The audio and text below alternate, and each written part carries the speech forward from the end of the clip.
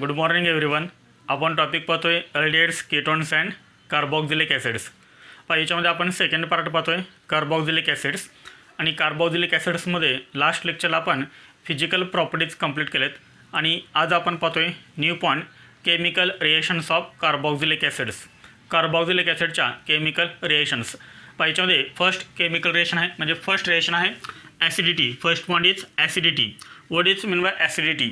Acidity of carboxylic acid. तर याच्यामध्ये आपण फर्स्ट पाहूया what is mean by acid. Acid म्हणजे काय ते फर्स्ट आपण पाहूया. First acid.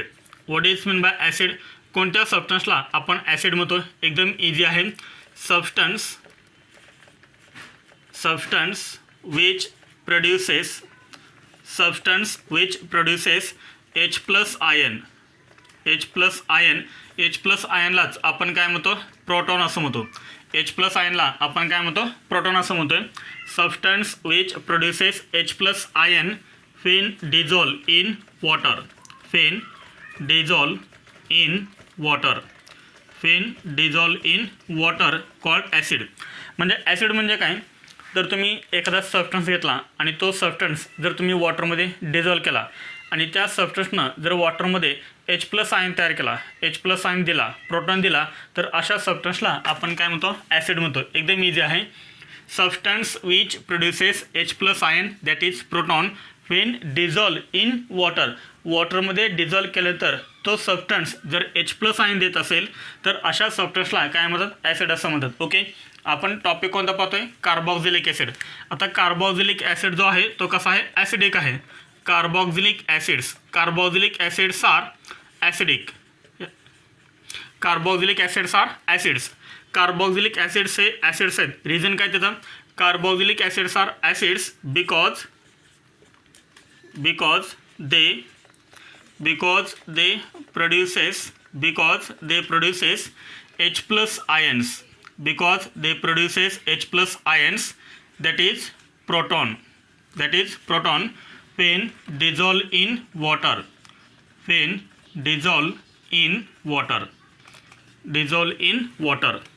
आता नीट लक्षात. कार्बॉक्झिलिक ॲसिड सुद्धा कसं आहे? ॲसिडिक आहे. म्हणजे कार्बॉक्झिलिक ॲसिडला आपण ॲसिड काय म्हणतोय? कारण कार्बॉक्झिलिक ॲसिड जर आपण वॉटरमध्ये डिझॉल्व केला तर कार्बॉक्झिलिक ॲसिडसुद्धा आपल्याला काय देतो? प्रोटॉन देतो, H प्लस आयन देतो आणि त्यामुळे आपण कार्बॉक्झिलिक ॲसिडला काय म्हणतो? ॲसिड्स म्हणतोय. ओके, ती आपण रिएक्शन लिहूया. कार्बॉक्झिलिक ॲसिड आपण जनरली रिप्रेझेंट कसं करतो? RC double bond OH. This is carboxylic acid. Okay, this is carboxylic acid. याला जर तुम्ही वॉटरमध्ये डिझॉल्व केलं H2O तर ही जी रिएक्शन आहे ही रिएक्शन कशी आहे? रिव्हर्सिबल रिएक्शन आहे. This is reversible reaction. होतं काय पहा, जेव्हा तुम्ही कार्बॉक्झिलिक ॲसिड ह्या वॉटरमध्ये ॲड करता तेव्हा काय होतं पहा, हे जे दोन इलेक्ट्रॉन्स आहेत हे दोन इलेक्ट्रॉन्स कोण घेतो? हा ऑक्सिजन ॲटम घेतो. हे दोन इलेक्ट्रॉन कोण घेतो? ऑक्सिजन ॲटम घेतो. आणि हा जो H प्लस आहे तो H प्लस का तो रिलीज होतो. हा H प्लस कोण घेतो? मग हा H2O घेतो. नीट लक्षात. RC डबल बॉन्ड ओनं काय केलं आहे? हे दोन इलेक्ट्रॉन घेतलेत म्हणजे ओवरती चार्ज कोणता येईल? निगेटिव्ह चार्ज येईल. प्लस काय तयार होईल? H प्लस तयार होईल. येते सर्वांच्या लक्षात. तुम्ही ही रिएक्शन अशी लिहिली तरी चालते. किंवा आता नीट लक्षात, हा जो H प्लस तयार झाला आहे हा H प्लस कोण घेतो? तर हा जो H प्लस आहे हा H प्लस घेतो. हा वॉटरमध्ये जो ऑक्सिजन आहे त्या ऑक्सिजन ॲटमवरती काय? लोन पेअर ऑफ इलेक्ट्रॉन आहे आणि त्यामुळे ही लोन पेअर ऑफ इलेक्ट्रॉन ह्या H प्लसवरती अटॅक करते. म्हणजेच ह्या ओमध्ये आणि ह्या Hमध्ये बॉन्ड तयार होतो. किंवा हेच आपण अजून कसं लिहू शकतो? आता ऑक्सिजनला हायड्रोजन किती अटॅच होतील? टोटल 3 होतील. म्हणजे आपण हे असं लिहू शकतो H3O प्लस. आता कधी कधी पहा हे तुम्ही असं लिहिलं तरी चालेल, नो प्रॉब्लेम. H3O प्लस और H प्लस. आता नीट लक्षात, कार्बोक्झिलिक ॲसिडला आपण काय केलं? ह्या वॉटरमध्ये डिझॉल्व केलं आहे. जेव्हा कार्बोक्झिलिक ॲसिडला तुम्ही वॉटरमध्ये डिझॉल्व करता तेव्हा कार्बोक्झिलिक ॲसिड काय तयार करतो? H प्लस तयार करतो आणि म्हणून याला आपण काय म्हणतो? ॲसिड असं म्हणतो. Okay, this is called. आता पहा याला आपण काय म्हणतो? दिस इज कॉल्ड कार्बॉक्झिलेट आयन. म्हणजे ॲसिडमधून प्रोटॉन रिमूव्ह झाल्यानंतर कार्बॉक्झिलिक ॲसिडमधून हा प्रोटॉन रिमूव्ह झाल्यानंतर जे स्पेशल शिल्लक राहते ते म्हणजे कोणते आहे? कार्बॉक्झिलेट आयन. अँड H3O प्लसला काय म्हणतात? Hydronium ion. H3O प्लसला काय म्हणतात? Hydronium ion. किंवा ह्या H प्लसला काय म्हणतात? प्रोटॉन असं म्हणतात. तुम्ही H3O प्लसला किंवा H प्लसला नो प्रॉब्लेम. समजलं? फक्त आपल्याला ही रिएक्शन सांगायची होती. जर आपण कार्बोक्सिलिक ॲसिडला वॉटरमध्ये डिझॉल्व केलं तर H+ रिलीज होतो आणि काय तयार होतो, कार्बोक्सिलेट आयन तयार होतो आणि म्हणून आपण ह्या कार्बोक्सिलिक ॲसिडला काय म्हणतो, ॲसिड म्हणतो. समजले सर्वांना. आता ही जर तुम्ही रिएक्शन बघितली, ही रिएक्शन कोणते, रिव्हर्सिबल रिएक्शन आहे. ह्या रिएक्शनला आपण काय करूया, law of mass action apply करूया. तुम्ही केमिकल इक्विलिब्रियममध्ये पाहिलं असेल law of mass action. According to law of mass action, नीट लक्षात ठेवा, according to law of mass action, according to law of mass action, according to law of mass action, ह्या रिएक्शनला law of mass action apply करा. काय लिहिणार सांगा, equilibrium constant KEQ, म्हणजे equilibrium constant is equal to काय असतं सांगा, कॉन्सन्ट्रेशन ऑफ प्रोडक्ट अपॉन काय असतं, concentration of reactant. Okay, concentration of product upon concentration of reactant. पहा प्रोडक्ट कोणकोणते आहेत, तर कार्बोक्सिलेट आयन आणि हायड्रोनियम आयन. म्हणजे आपण असं लिहा, concentration of carboxylate ion RCOO minus into concentration of H3+ किंवा इथं तुम्ही H+ लिहिलं तरी चालेल. ओके, डिवायडेड बाय काय करायचं, अपॉन काय करायचं, कॉन्सन्ट्रेशन ऑफ रिएक्टंट. कोणकोणते रिएक्टंट आहेत, तर रिएक्टंट आहे carboxylic acid RCOOH upon concentration of water, concentration of water. समजलं सर्वांनी इथपर्यंत. Equilibrium constant is equal to K equilibrium is equal to काय आला, concentration of carboxylate ion into concentration of hydronium ion upon concentration of carboxylic acid into concentration of water. आता नीट लक्षात ठेवा, water हे काय आपलं, वॉटर हे सॉल्वंट आहे. वॉटर हे काय सॉल्वंट आहे आणि सॉल्वंट कसं असतं, जास्त असतं. सॉल्वंट कसं असतं, जास्त असतं. हेअर नीट लक्षात ठेवा, here water H2O is in excess, here H2O is in excess, here H2O is in excess. इथे वॉटर हे काय सॉल्वंट आहे, त्यामुळे हे जास्त प्रमाणामध्ये आहे. Here water is in excess and therefore concentration of H2O, concentration of H2O is constant. त्यामुळे हे सॉल्वंट आहे, हे जास्त प्रमाणामध्ये, आणि जे जास्त प्रमाणामध्ये असतं त्याचं कॉन्सन्ट्रेशन आपण काय कन्सिडर करतो, कॉन्स्टंट कन्सिडर करतो, कारण हे जास्त प्रमाणामध्ये आहे. Concentration of H2O is constant, is constant is equal to तो कॉन्स्टंट आपण काय ठेवूया, फॉर एक्झाम्पल K ठेवूया. इथे सरांच्या लक्षात.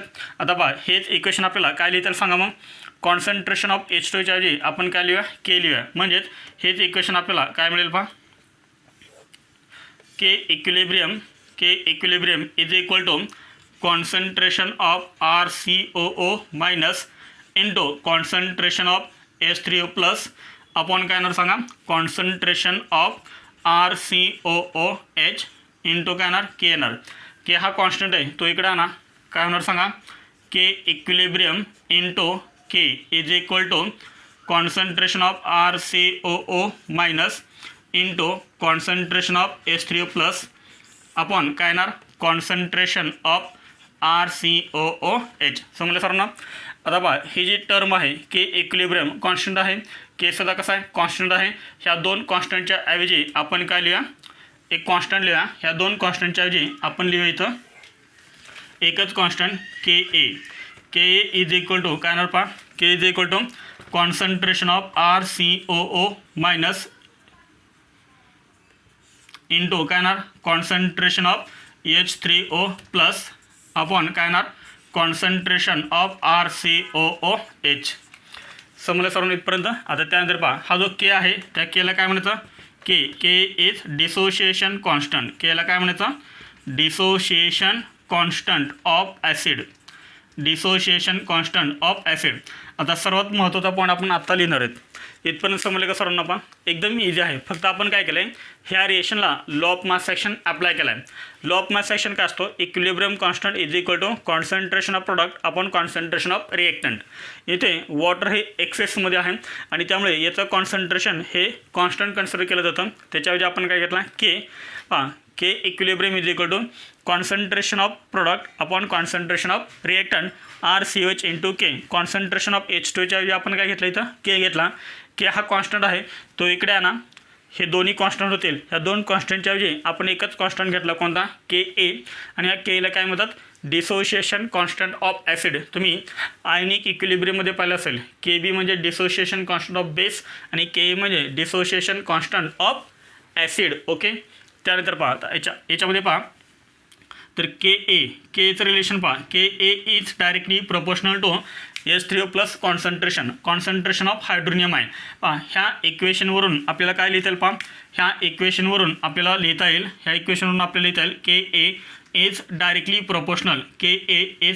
Proportional to concentration of H3O plus, किंवा मी तुम्हाला पाठिंबा सांगितलं कॉन्सन्ट्रेशन ऑफ H3O प्लस ऐवजी आपण काय लिहू शकतो, कॉन्सन्ट्रेशन ऑफ H प्लस असंही लिहू शकतो आपण. याचा अर्थ काय सांगा, तर याचा अर्थ काय, as the concentration of H plus ion increases, केची व्हॅल्यू इन्क्रीज कधी होईल, कधी होईल, जर H प्लस आयन कॉन्सन्ट्रेशन जर इन्क्रीज झालं तर केची व्हॅल्यू इन्क्रीज होणार. कारण ह्या इक्वेशनवरून आपल्याला क्लिअर कट दिसतंय की के हा हायड्रोनियम आयनला, कॉन्सन्ट्रेशन ऑफ हायड्रोनियम आयनला कसा आहे, डायरेक्टली प्रोपोर्शनल आहे. याचाच अर्थ आपण इथं असं लिहू शकतो, जर समजा H प्लस आयनचं कॉन्सन्ट्रेशन इन्क्रीज झालं, नीट लक्ष द्या, जर H प्लस आयनचं कॉन्सन्ट्रेशन इन्क्रीज झालं, अपवर्ड डायरेक्शनमध्ये ॲरो दाखवला, याचा अर्थ ते इन्क्रीज झालेलं आहे. जर समजा H प्लस आयनचं कॉन्सन्ट्रेशन जर इन्क्रीज झालं तर के काय होईल सांगा, केसुद्धा काय होईल, इन्क्रीज होईल. आणि के जर इन्क्रीज झाला तर काय होईल, ॲसिडिक नेचरसुद्धा काय होईल, इन्क्रीज होईल. ॲसिडिक नेचर इन्क्रीज होईल. जो ॲसिड जास्त H प्लस आयन देईल, आता नीट लक्ष द्या, काय सांगतो पहा, जो ॲसिड वॉटरमध्ये जास्त H प्लस आयन देईल, जास्त प्रमाणामध्ये H प्लस आयन देईल, तो कसा असेल, मोर ॲसिडिक असेल. म्हणजे जर समजा वॉटरमध्ये H प्लस आयन कॉन्सन्ट्रेशन जर इन्क्रीज झालं तर केची व्हॅल्यूसुद्धा काय होणार, इन्क्रीज होणार. आणि जर केची व्हॅल्यू जर इन्क्रीज झाली तर ॲसिडिक नेचरसुद्धा काय होणार, इन्क्रीज होणार. This is very very important. As the H plus ion concentration increases, the value of K also increases, hence acidic nature also increases. समजले सर्वांनी इथपर्यंत. पण आपल्याला नीट एक्झाममध्ये आणि जे मीन्स एक्झाममध्ये केची व्हॅल्यू देत नाहीत, आपल्याला काय करतात, केची व्हॅल्यू देतात. कशाची व्हॅल्यू देतात, के. तर तुम्ही काय करा, इथपर्यंत नोट करा, आपण ह्याच्यापुढे कंटिन्यू करा. फर्स्ट हे नोट करा, झालं सर्वांचं लिहून. हां, याच्याच पुढे आपण कंटिन्यू करतोय.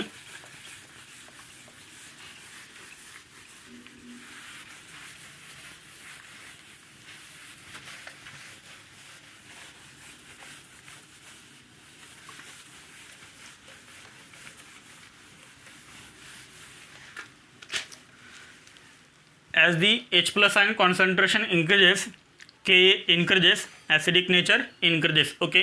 पण आपल्याला नीट एक्झाममध्ये, जे मीन्स एक्झाममध्ये, इवन बोर्ड एक्झाममध्ये सुद्धा आपल्याला काय करतात, केची व्हॅल्यू देत नाहीत. आपल्याला काय करतात, केची व्हॅल्यू देतात. पण याच्यामध्ये आपण फर्स्ट लिहितोय, वी नो दॅट तुम्हाला आयनिक इक्विलिब्रियममध्ये हे रिलेशन झालेलं आहे, P K is equal to minus log to the base 10 Ka. हे तुम्हाला इक्वेशन झालेलं आहे 11th. We know that K is equal to minus log to the base 10 Ka. Okay. आता मला सांगा, जर समजा तुम्ही केची व्हॅल्यू इन्क्रीज केली, आता नीट लक्ष ना, जर तुम्ही केची व्हॅल्यू इन्क्रीज केली तर केची व्हॅल्यू काय होणार सांगा, डिक्रीज होणार ना. कारण ही जी व्हॅल्यू आहे ती व्हॅल्यू कशामध्ये आहे, निगेटिव्हमध्ये आहे. केची व्हॅल्यू कशामध्ये आहे, निगेटिव्हमध्ये आहे. त्यामुळे तुम्ही केची व्हॅल्यू जर इन्क्रीज केली तर केची व्हॅल्यू करणार, डिक्रीज होणार. ओके. ह्या इक्वेशनवरून आपल्याला असं दिसतंय, as the value of K increases, K decreases. Okay. याचा अर्थ रिलेशन कसं आहे, केमध्ये आणि केमध्ये इनव्हर्सली प्रोपोर्शनल आहे. आणि त्यामुळे हे आपण असं लिहू शकतो, नीट लक्ष द्या, K is inversely proportional to K. Okay. K is inversely proportional to K. किंवा असं लिहू शकता तुम्ही, K is inversely proportional to K. समजलं सर्व ना.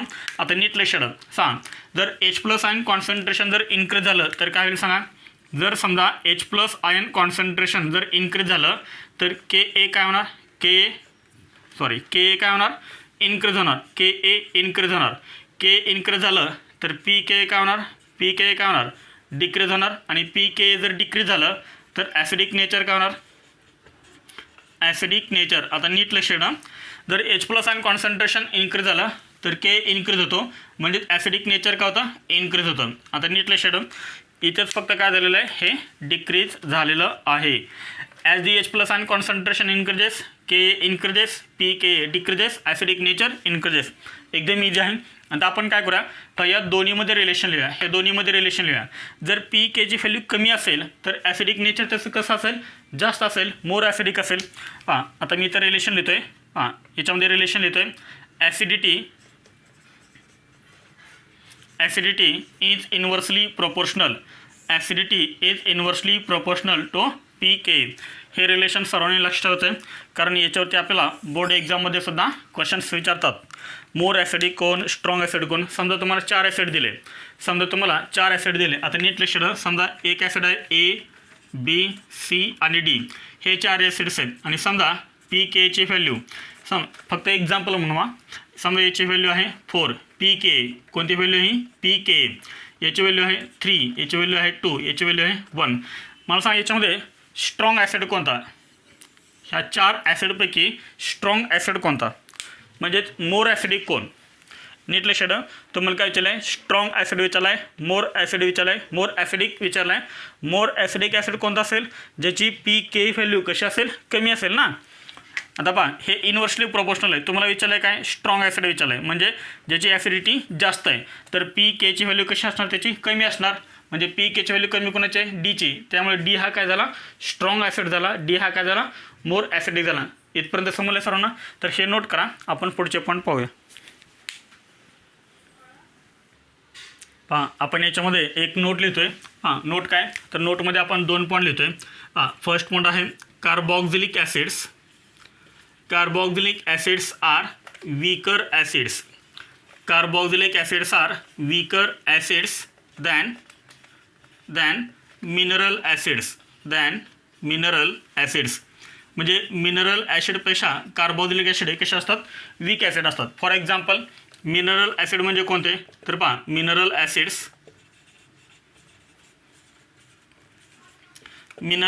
कोणते आहेत, तर इनऑर्गॅनिक ॲसिड. म्हणजे फॉर एक्झाम्पल HCl असेल, H2SO4 असेल, HNO3 असेल, तर हे काय आहेत, मिनरल ॲसिड्स आहेत ॲटसेट्रा. तर या मिनरल ॲसिडपेक्षा कार्बोक्सिलिक ॲसिड हे कसे आहेत, वीक ॲसिड्स आहेत. समजलं. म्हणजे जर तुम्ही ॲसिटिक ॲसिड आणि HClमध्ये जर कंपॅरिझन केली तर स्ट्रॉंग ॲसिड कोणता झाला, तर HCl is strong acid than acetic acid. Acetic acid म्हणजे CH3COOH, तो आपला कार्बोक्सिलिक ॲसिड आहे. म्हणजे मिनरल ॲसिडपेक्षा कार्बोक्सिलिक ॲसिड हे कसे आहेत, वीक ॲसिड्स आहेत. कारण रिझन काय त्याचं बा, यांचं डिसोशिएशन कंप्लीट होतं. आणि ज्या ॲसिडचं डिसोशिएशन कंप्लीट होतं त्यांना आपण काय म्हणतो, स्ट्रॉंग ॲसिड म्हणतो.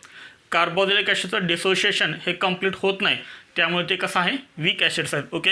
त्यानंतर याच्यामध्ये सेकंड पॉईंट आहे. Second point is very important. Carboxylic acids are stronger acids than, म्हणजेच more acidic than phenols and alcohols.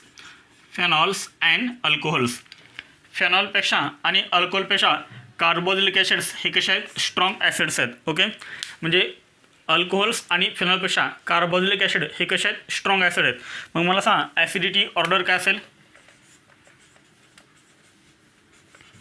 Acidity order पहा तुमच्यासमोर मी 3 कंपाऊंड करतो आहे. First is carboxylic acid, this is carboxylic acid. Then second is फेनॉलचं structure काय, benzene ring, आणि benzene रिंगला आपण काय अटॅच करतो, OH, this is called phenol. यालाच आपण काय म्हणतो, कार्बोलिक ॲसिड असंही म्हणतोय. आणि थर्ड कंपाऊंड आहे alcohol, ROH, this is alcohol. Which is more acidic, carboxylic acid, phenol और अल्कोहोल. आठवतं आहे आपण जो टॉपिक पाहिला होता अल्कोहोल्स, फेनॉल्स आणि इथर्स, त्याच्यामध्ये आपण पाहिलं होतं फेनॉल पण ॲसिडिक आहे, अल्कोहोल पण ॲसिडिक आहे. कारण हे दोघं पण काय देतात, H+ देतात. म्हणजे दोन्हीमध्ये मोर ॲसिडिक कोण आहे, हे रिझन आपण अल्कोहोल, फेनॉल्स आणि इथर्स ह्या टॉपिकमध्ये पाहिलं होतं. Phenols are more acidic than alcohols.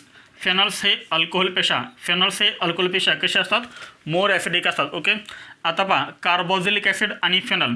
Carboxylic acid हा फेनॉलपेक्षा कसा आहे, मोर ॲसिडिक आहे. And this is decreasing order of acidity. Carboxylic acids are more acidic than phenols are more acidic than alcohols. तर ही होती ऑर्डर. Acidity order. समजलं sir ना. तर याचं रिझन आपण कुठं पाहिलेलं आहे, याचं रिझन आपण कुठे पाहिलं आहे, तर फेनॉल्स ह्या टॉपिकमध्ये पाहिलेलं आहे. आता आपण काय पाहणार आहोत, 5 carboxylic acids are more acidic than phenol. फेनॉलपेक्षा कार्बोक्सिलिक ॲसिड हे मोर ॲसिडिक का आहेत, त्याचं रिझन आता आपण पाहणार आहोत. बोर्ड एक्झामला 2 मार्काला क्वेश्चन याच्यावरती विचारू शकतात. 5 phenols are more acidic than alcohol, एकतर हा क्वेश्चन असेल, किंवा मग 5 carboxylic acids are more acidic than phenol, किंवा मग एकतर हा क्वेश्चन असेल. समजलं सर ना. तर इथपर्यंत नोट करा. आपण हे रिझन पाहूया. इथे आपण एक क्वेश्चन पाहतोय. 5 carboxylic acids are more acidic than फेनॉल्स.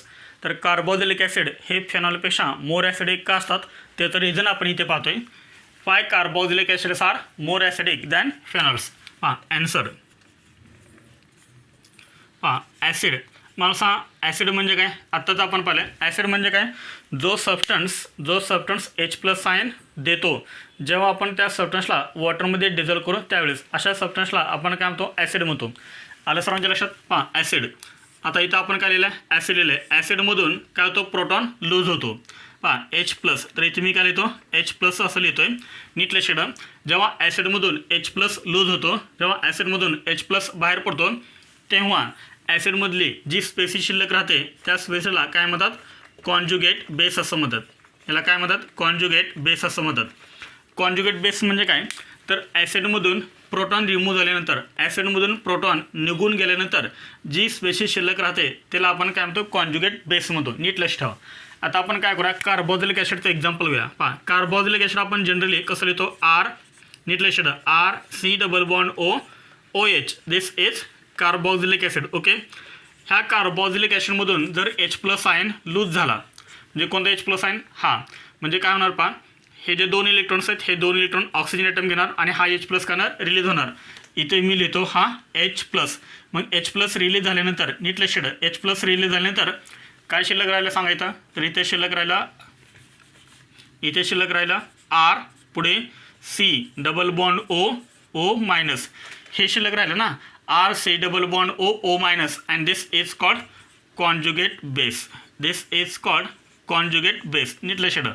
This is called conjugate base. म्हणजे कार्बोक्सिलिक ॲसिडच्या कॉन्जुगेट बेसला, म्हणजे याचं जे नाव आहे ते नाव काय आहे, carboxylate ion. This is called carboxylate ion. समजलं सर ना. कार्बोक्सिलिक ॲसिडमधून प्रोटॉन लूज झाल्यानंतर कोणती स्पेसिस शिल्लक राहिली, RC+O शिल्लक राहिलं. And this is called conjugate base. Carboxylic ॲसिडच्या कॉन्जुगेट बेसला काय म्हणतात, कार्बोक्सिलेट आयन म्हणतात. जर तुम्ही याचं नाव बघितलं तर याचं नाव काय, कार्बोक्सिलेट आयन. समजलं सर्वांना. आता सेम त्या टाईप आपण काय करूया, फेनॉलचं घेऊया. फेनॉलचं स्ट्रक्चर काय, बेन्झीन रिंग, आणि बेन्झीन रिंगला काय अटॅच आहे, OH. This is called phenol. फेनॉलमधून पण आपण काय करूया, प्रोटॉन लूज करूया. हे 2 इलेक्ट्रॉन कोण घेणार, हा ऑक्सिजन ॲटम घेणार. शिल्लक करायला मग इथं हा H+ करणार, रिलीज होणार, प्लस H+. शिल्लक करायला ते सांगा. इथे benzene ring as it is, single bond O as it is. ह्या ओवरते काय येणार, ह्या बॉन्डमधले 2 इलेक्ट्रॉन्स येणार. हे निगेटिव्ह चार्ज कशामुळे आला आहे, तर 2 इलेक्ट्रॉन घेतल्यामुळे आला आहे. Okay. And this is called conjugate base. याला आपण काय म्हणतो, कॉन्जुगेट बेस असं म्हणतो. ओके.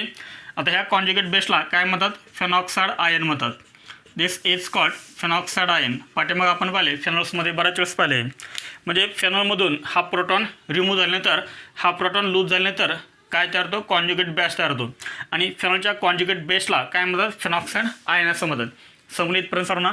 आता त्यानंतर पहा, याच्यामध्ये नेक्स्ट पॉईंट लिहितो आहे. This is very important point. Acidity. नीट लक्ष द्या.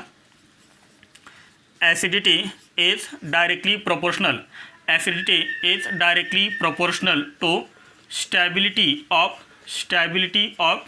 conjugate base. This is very important sentence. Relation. Acidity is directly proportional to stability of conjugate base. म्हणजे ॲसिडिटी ही डिपेंड कशावरती आहे, तर कॉन्जुगेट बेसच्या स्टॅबिलिटीवरती डिपेंड आहे. आता रिझन काय पहा, एक पॉईंट मी तुम्हाला सांगतोय इथे, तो लक्ष ठेवायचा आहे. Acidity is directly proportional to stability of conjugate base. ज्या ॲसिडचा, नीट लक्ष काय सांगतो पहा, ज्या ॲसिडचा कॉन्जुगेट बेस मोर स्टेबल असेल, ज्या ॲसिडचा कॉन्जुगेट बेस मोर स्टेबल असेल तो ॲसिड मोर ॲसिडिक असेल. काय सांगितलं मी ज्या ॲसिडचा कॉन्जुगेट बेस मोर स्टेबल असेल, ज्या ॲसिडपासून आपल्याला मोर स्टेबल कॉन्जुगेट बेस मिळेल तो ॲसिड कसा असेल, मोर ॲसिडिक असेल. आता नीट लक्षात ठेवा, कार्बोक्सिलिक ॲसिडचा हा आहे कॉन्जुगेट बेस, फेनॉलचा हा आहे कॉन्जुगेट बेस. ह्या दोन्हीपैकी कोणता कॉन्जुगेट बेस मोर स्टेबल आहे? कार्बोक्सिलेट आयन मोर स्टेबल आहे का फेनॉक्साइड आयन मोर स्टेबल आहे? नीट लक्षात ठेवा, कार्बोक्सिलेट आयन मोर स्टेबल आहे का फेनॉक्साइड आयन मोर स्टेबल आहे? ज्याचा कॉन्जुगेट बेस मोर स्टेबल असेल तो जास्त ॲसिडिक असेल. समजलं सर्वांना? ज्याचा कॉन्जुगेट बेस मोर स्टेबल असेल, समजलं सर्वांना? ज्याचा कॉन्जुगेट बेस मोर स्टेबल असेल तो जास्त ॲसिडिक असेल, तो स्ट्रॉंग ॲसिड असेल, तो मोर ॲसिडिक असेल. मग आपल्याला हे माहीत पाहिजे की कार्बोक्सिलेट आयन म्हणजे कार्बोक्सिलिक ॲसिडचा कॉन्जुगेट बेस मोर स्टेबल आहे का फेनॉक्साइड आयनचा कॉन्जुगेट बेस मोर स्टेबल आहे? याचाच अर्थ कार्बोक्सिलेट आयन मोर स्टेबल आहे का फेनॉक्साइड आयन मोर स्टेबल आहे, हे तर आपल्याला माहिती करून घ्यायचं आहे. आणि ज्याचा कॉन्जुगेट बेस मोर स्टेबल येईल, ज्याचा कॉन्जुगेट बेस मोर स्टेबल असेल तो जास्त ॲसिडिक असेल, तेच आपल्याला फक्त रिझन माहीत पाहिजे. ओके, तर इथपर्यंत तुम्ही काय करा, नोट करा. हे समजलं सर्वांना? Acidity is directly proportional to conjugate base. याच्यावरून तुम्हाला एक सेंटेन्स तयार करता येईल. कोणते सेंटेन्स तयार करता येईल सांगा? Greater the stability of conjugate base, greater the stability of conjugate base stronger will be the acid. मी इथं सेंटेन्स लिहिलेलं नाही आहे, परंतु तुम्ही लिहा. मी सेंटेन्स सांगतो, तुम्ही ते लिहा. काय लिहिणार? Greater the stability of conjugate base. लिहिलं सर्वांनी? Greater the stability of conjugate base stronger will be the acid. Conjugate बेसची जेवढी स्टॅबिलिटी जास्त असेल तेवढं तो ॲसिड कसा असेल, स्ट्रॉंग असेल. तर इथपर्यंत नोट करा. आपण पुढचे पॉईंट्स पाहूया. त्याच्यात पुढे आपण कंटिन्यू करतोय. Conjugate base of carboxylic acid. नीट लक्षात ठेवा, conjugate base of carboxylic acid त्याला आपण काय म्हणतो? कार्बोक्सिलेट आयन म्हणतो. Okay, conjugate base of carboxylic acid that is carboxylate ion is stabilize by two equivalent resonating structures. Carboxylic ॲसिडचा जो कॉन्जुगेट बेस आहे कार्बोक्सिलेट आयन तो स्टेबल आहे, stabilize by two equivalent resonating structures. In this, negative charge is on the more electronegative oxygen atom. In this, negative charge is on the more electronegative oxygen atom. Neat listen. This is carboxylate ion. This is carboxylate ion. This is conjugate base of carboxylic acid. आता नीट लक्षात इथे जर तुम्ही negative charge पाहिला तर हा negative charge कशावरती आहे? तर मोर इलेक्ट्रोनेगेटिव्ह ऑक्सिजन ॲटमवरती आहे. आणि याच्या आपल्याला काय पाहायला मिळतात? दोन इक्विव्हॅलंट रेझोनेटिंग स्ट्रक्चर्स पाहायला मिळतात. हा निगेटिव्ह चार्ज म्हणजे यानं 2 इलेक्ट्रॉन घेतलेले आहेत, ते 2 इलेक्ट्रॉन घेतल्यामुळे याच्यावरती निगेटिव्ह चार्ज आलेला आहे. जर समजा ते 2 इलेक्ट्रॉन इथे शिफ्ट झाले तर सी आणि ओमध्ये डबल बॉन्ड तयार होईल, त्यामुळे या कार्बनची फ्रिक्वेन्सी डिस्टर्ब होणार, त्यामुळे करणार परत हे इलेक्ट्रॉन ह्या ऑक्सिजन ॲटमवरती शिफ्ट होणार आणि आपल्याला मिळणार हे स्ट्रक्चर. मला सांगा, हे स्ट्रक्चर आणि हे स्ट्रक्चर कसं दिसतंय तुम्हाला सांगा? सेम दिसतंय ना? R C double bond O minus आहे, इथे काय R C double bond O minus आहे. म्हणजे हे काय सांगा? 2 इक्विव्हॅलंट रेझोनेटिंग स्ट्रक्चर्स आहेत. आणि ज्याचे इक्विव्हॅलंट रेझोनेटिंग स्ट्रक्चर असतात, नीट लक्षात ठेवा, ज्याचे इक्विव्हॅलंट रेझोनेटिंग स्ट्रक्चर असतात तो जो ॲनायन आहे तो कसा असतो? मोर स्टेबल असतो. कारण त्याचे काय येतात? 2 इक्विव्हॅलंट रेझोनेटिंग स्ट्रक्चर येतात. आणि इथे निगेटिव्ह चार्ज कशावरती आहे? तर मोर इलेक्ट्रोनेगेटिव्ह ऑक्सिजन ॲटमवरती आहे. आता त्यानंतर आपण सेकंड पॉईंट पाहूया. Conjugate base of phenol. Conjugate base of phenol म्हणजे phenoxide ion. Okay, the conjugate base of phenol that is phenoxide ion has non equivalent resonating structures. RS म्हणजेच काय? Resonating structures. Has non equivalent. इथे कशा होते सांगा? Equivalent. इथे कशा आहेत? Non equivalent resonating structure. आणि ज्या ॲनायनचे नॉन इक्विव्हॅलंट रेझोनेटिंग स्ट्रक्चर असतात तो ॲनायन कसा असतो? लेस स्टेबल असतो. Has non equivalent. आता नॉन इक्विव्हॅलंट कसे ते पण आपण पाहणार आहेत पुढे. In this negative charge is on the less electronegative carbon atom. इथे कुठे होता? On the more electronegative oxygen atom. इथे कुठे आहे? लेस इलेक्ट्रोनेगेटिव्ह कार्बन ॲटमवरती आहे. नीट लक्षात. This is phenoxide ion. Okay, This is conjugate base of phenol that is phenoxide ion. आता नीट लक्षात ठेवा ऑक्सिनेटमवरती हे किती इलेक्ट्रॉन्स आहेत, हे 2 इलेक्ट्रॉन्स का होतील इथे शिफ्ट होतील, सी आणि ओमध्ये डबल बॉन्ड तयार होईल, त्यामुळे काय होणार हे पाय इलेक्ट्रॉन पुढच्या कार्बन ॲटमवरती शिफ्ट होतील. म्हणजे आपल्याला हे स्ट्रक्चर असं दिसेल. समजलं सर्वांना.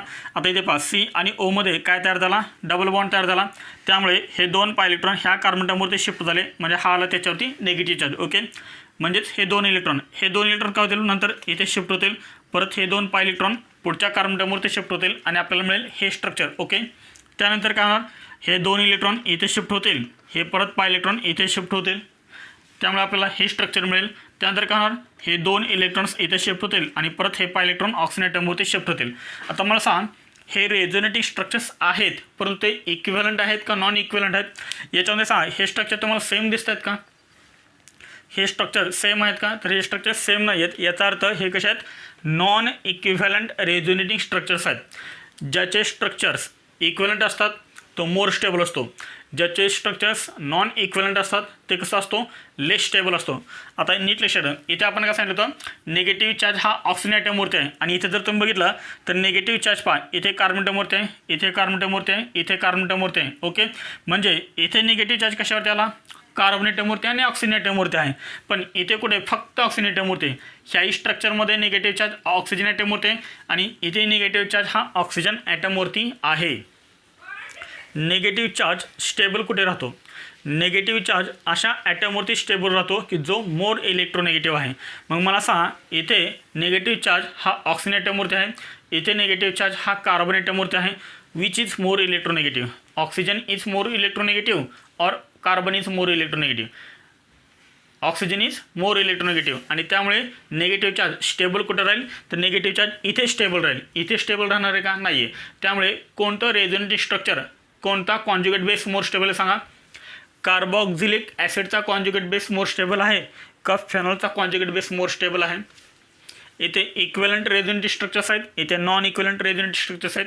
इथे निगेटिव्ह चार्ज ऑक्सिजन ॲटमवरती आहे, इथे निगेटिव्ह चार्ज कार्बन ॲटमवरती आहे. मग मला सांगा कोणाचा कॉन्जुगेट बेस मोर स्टेबल आहे. ज्याचा कॉन्जुगेट बेस मोर स्टेबल तो मोर ॲसिडिक झाला.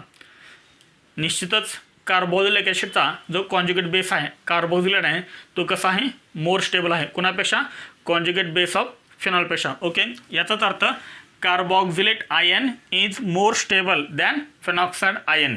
कार्बोक्झिलेट ion is more stable than phenoxide ion.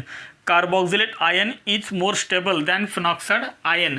आणि त्यामुळे कार्बोक्झिलिक ॲसिडचा कॉन्जुगेट बेस हा फिनॉलच्या कॉन्जुगेट बेसपेक्षा मोर स्टेबल आहे आणि त्यामुळेच कार्बोक्झिलिक ॲसिड हे फेनॉलपेक्षा कशा आहेत मोर ॲसिडिक आहेत. समजलं सर्वांना.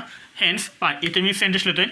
लास्ट सेंटेन्स काय लिहायचं आहे hence carboxylic acids are more acidic than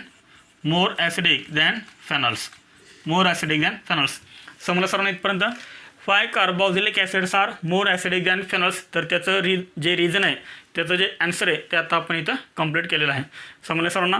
त्यानंतर आपण पुढच्या लेक्चरला काय पाहूया, पुढच्या लेक्चरला effect of substituent on the acidity of carboxylic acid हा पण पाहूया. म्हणजे तुम्हाला तिथे कळेल आणि त्याच्यावरती आपल्याला जास्त क्वेश्चन विचारतात. Effect of substituent on the acidity of carboxylic acid. पण तुम्हाला तो पॉईंट समजण्यासाठी तुम्हाला आजचे जे आपण 2-3 पॉईंट घेतलेत थेऑरेटिकल ते समजणं खूप महत्त्वाचं आहे. आणि आता जर पॉईंट तुम्हाला समजला असेल तरच पुढच्या लेक्चरचा नेक्स्ट लेक्चरचा पॉईंट तुम्हाला समजणार आहे.